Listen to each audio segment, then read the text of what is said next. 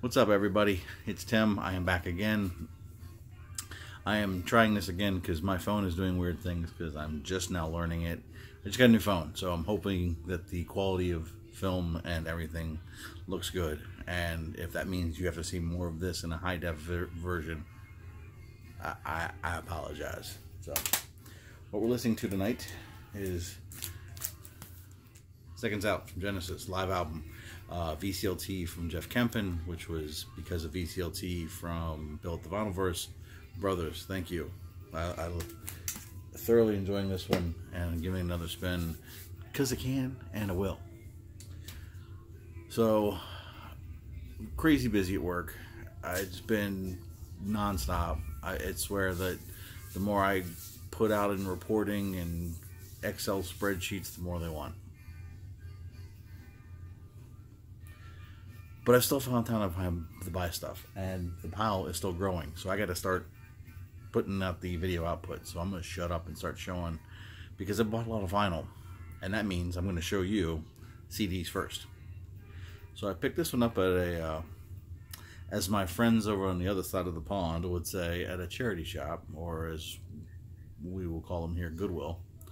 I had never seen the Roy Orbison Mystery Girl, the focus is still getting used to, I don't know, the Roy Orbison Mystery Girl Deluxe Edition. So this is a 2 CD set with a bunch of extra tracks and a bonus DVD. So for $2 I jumped, wasn't playing around. And this one I picked up today for $1.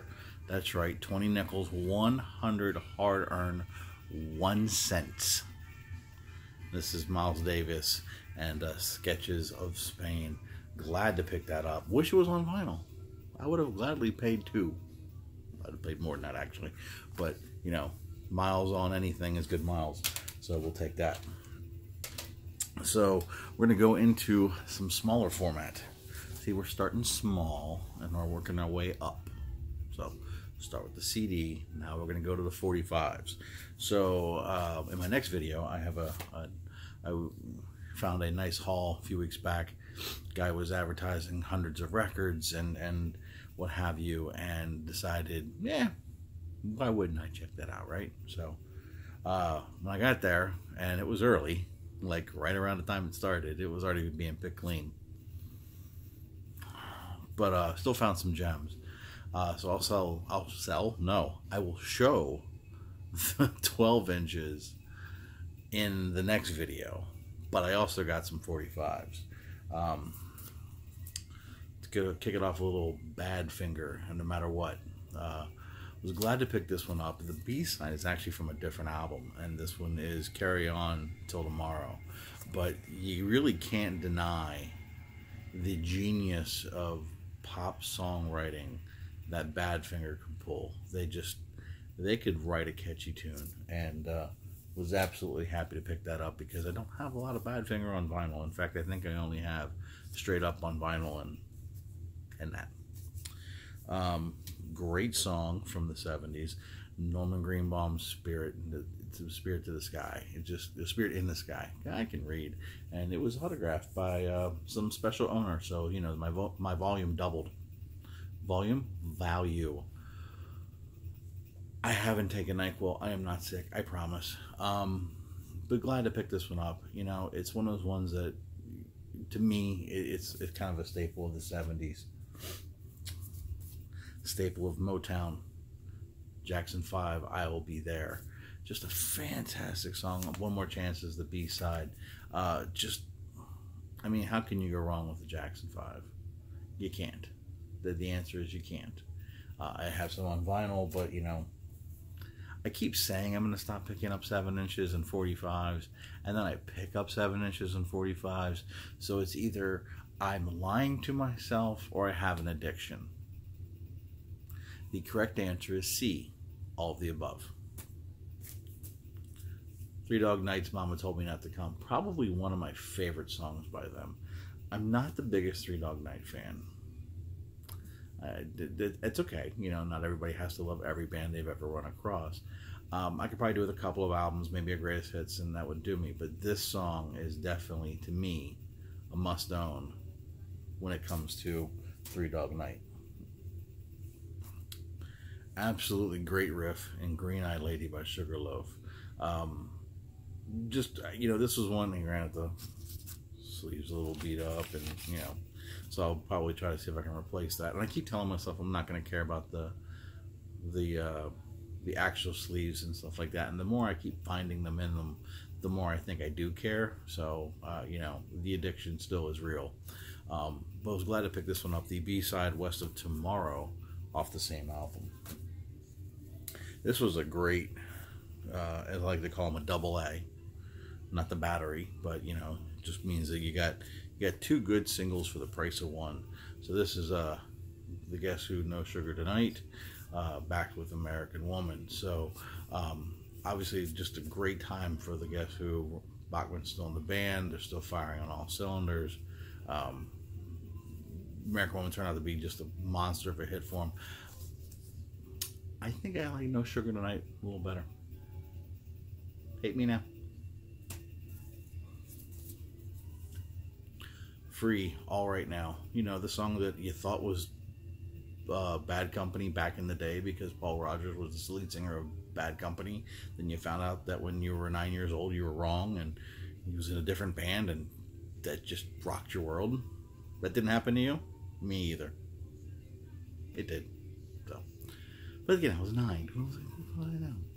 The fact I knew Bad Company at 9. Come on, give me a break. So, this one has Mouthful of Grass on the B-side.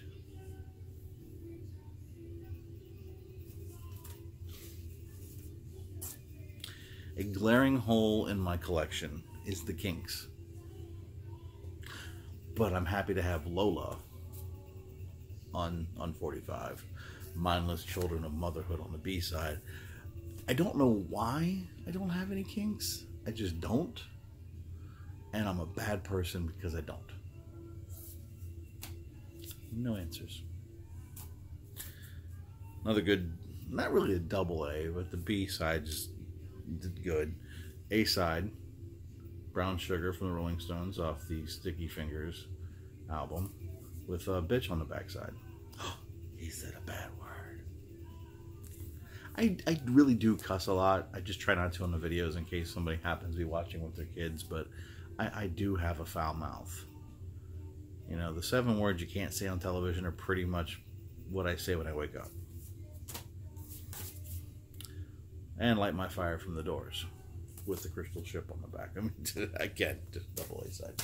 So those would be the 45s, of which I'm not buying any more of, and those are just a figment of my imagination. All right, so I'm going to do my best to try to remember where all the LPs came from. This was from a yard sale, and I know what it says. It says Star Wars. It says music inspired by to avoid the lawsuits. What is this? This is Star Wars Orchestral Disco, and I love it. Sue me. I love Star Wars novelty records. It's my favorite movie. It's my favorite franchise. What can I say? So I wanted this for a while. I knew of this way back when I was DJing, and these are just one of those records that's fun to have to kind of throw people off. So glad to pick that one up. This one is this one's a classic. I mean, we all know it, we all love it. Switched on Bach. This is not the Constipated cover, but I mean, I picked this up at a yard sale for a couple of bucks. Didn't have it. And it's worth having. It's worth having in a collection and going checking it out. This one I wasn't as familiar with. I know the band, Manfred Mann's Earth Band, but wasn't as familiar with this one. But I got it at a good price. I think I picked it up like for $1. So willing to give that one a shot. A lot of these I haven't even had a chance to clean yet. It's been that busy at work. 10-hour days, 12-hour days. 10-hour days, come home, work for a couple hours a night on the computer. That's 5 days a week, and then I'm doing stuff on the weekends as far as for running reports and things like that because it's what I do. The Chariots of Fire soundtrack from Vangelis, however you want to pronounce it. Dun, dun, dun, dun, dun, dun. I mean, I find his music just enjoyable. I mean, so many great soundtracks that he's worked on. I mean, obviously, we're going to say Blade Runner, but you know, that one's also enjoyable. So I was glad to pick that one up for $1. If I'm not mistaken, if I'm not mistaken, that's right, kids. I'm rewriting a dictionary here. The rest of these came from another local shop. Park Ave. Brad over at Issue Vinyls referenced them a few times, and they're a really good shop. They have a lot of new vinyl, which is good. You know, if you're looking for something that just came out, they have a lot of value. They have $3, $5, and $7 records. So you know, I usually go in when I have time and I got a few bucks, because those you got to dig through. They also have a used section, pre-owned, however you want to call it, whatever marketing spin you want to put on it. And they'll post a lot of those new releases on Facebook, and kind of like the whet your appetite, get you in the door. So I just happened to be driving past and had, I don't know, half hour to kill, and was very, very happy with some of these, because I knocked off a couple of big ones. Wouldn't call them grails, but I call them big ones. This one was not one, but still glad to have it. And this is the first of many, many, many compilation greatest hits from the incomparable Elton John. As you can see there, that's the track listing. I mean, you just can't go wrong there. You got Goodbye Yellow Brick Road, Saturday Night's Alright for Fighting, Rocket Man, Daniel, Honky Cat, Your Song, Crocodile Rock, which was a big favorite of mine apparently when I was a child, and I mean like when I was like 2 or 3. Go figure. You know, it's probably the I mean, who could, if you remember that song, you remember the Muppets doing it, and that was just a hoot. So, all right, a lot of you people won't know who this is, and that's okay, because we're here to learn, we're here to grow, and I'm gonna show it anyway. So this is a DJ promo copy of D Nice's. Wow, this is not focusing. I gotta work on some of the settings here, because it's probably my big old head in the background. D Nice's Crumbs on the Table. D Nice was the 3rd member of Boogie Down Productions, and I know a lot of you people are chirping or tuning out. So Boogie Down Productions was KRS's initial group, KRS-One, out of New York. He worked with Scott LaRock, who is the DJ / producer, and then they had what they call the Human TR-808, which was a human beatbox, and that was D Nice. But D Nice actually had really good skills on the mic. Unfortunately, right after their first album, Scott LaRock was killed in a shooting incident in New York. He actually worked with a lot of inner city kids and things like that, and trying to get them off the streets and stuff like that. So it could have been, you know, case of mistaken identity or what have you. But anyway, he was unfortunately killed. Obviously, at that point, the group kind of suffered, and you know, KRS-One still recorded under the Boogie Down Productions name, but D Nice kind of went off on his own, did a couple solo albums, and then went into photography. Now you know D Nice's history. But I absolutely love his first album. They Call Me D Nice, and this was one of the 2 singles off that album, Crumbs on the Table. Really good song, great beats. I thought he always had a really good presentation, good vocals. Let's switch you back. Now that I've got you back, Bob Seger and Silver Bullet Band, Stranger in Town. I mean, you could almost call this a greatest hits. Hollywood Nights, still the same, old time rock and roll. Feel Like a Number, We Got Tonight. I mean, there you go. Man, we're out, kids. So, you know, Bob Seger is one of those ones, and I don't mean any disrespect to Bob Seger. I really don't, because I grew up on Bob Seger. I've seen Bob Seger live in concert, which was absolutely fantastic. But I go to a lot of these places, and, you know, $10, $12, $14 records. I'm sorry. When you have an artist that was that prolific and sold that many records, Now, yes, his earlier stuff, the Bob Seger system, the earlier things, yes, you are going to pay for those. And I'm not challenging that. But the Silver Bullet Band, those are cheaper records. I'm sorry, I'm not going to pay them. So when I see them, if it's, if it's not in a cheaper section, I tend to pass.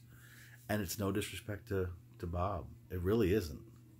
It's people trying to price gouge it because of a name. Remember, I talked earlier about crossing a find off my list. This is it. This is The Pursuit of Happiness. Now, I know David Michael, Naz Nomad, our friend who goes to every thrift store in Edmonton and buys collections for $1 a piece. And dear God, are we all jealous of his finds? He's mentioned this band a lot. Now, I actually am familiar with the band in the sense that I heard them when this first single for this album came out, which was I'm an Adult Now. And I absolutely fell in love with it.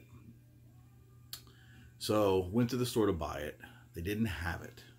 They actually even looked at me like I was speaking Greek to them. But I only found the cassette single. So I bought that. Never had anything else. A little while back, I picked up their second album on CD. Absolutely enjoyed it and loved it. Was so thrilled to find this on vinyl. This is great 90s, just alt rock. I mean, we're not going to say that it's got a little bit of a power pop to it, but a lot of that alternative rock in the 90s that got crossover play, this would fit in that category. I really do recommend checking them out. Great songs, great hooks, fun lyrics at times, just, really good stuff. You can usually find these fairly inexpensive. This one, clean as a whistle, picked it up for $3. Was uber happy. Love to find the second one on vinyl. I know it's pricier, but glad I have this. Absolutely enjoyed it. The Pretenders debut. So, need to get more Pretenders. This is my second one. This one's got brass and pocket. Glad to have this one. Need to find more. Nothing more really needs to be said about Chrissy Hine and Company. Just a fantastic output of music from this band. And if you don't have any, get some. And if you have some, get more. And if you have extras, send them too. Okay. But just an absolutely fantastic, you can't go wrong with the Pretenders. So glad to have this one in the collection.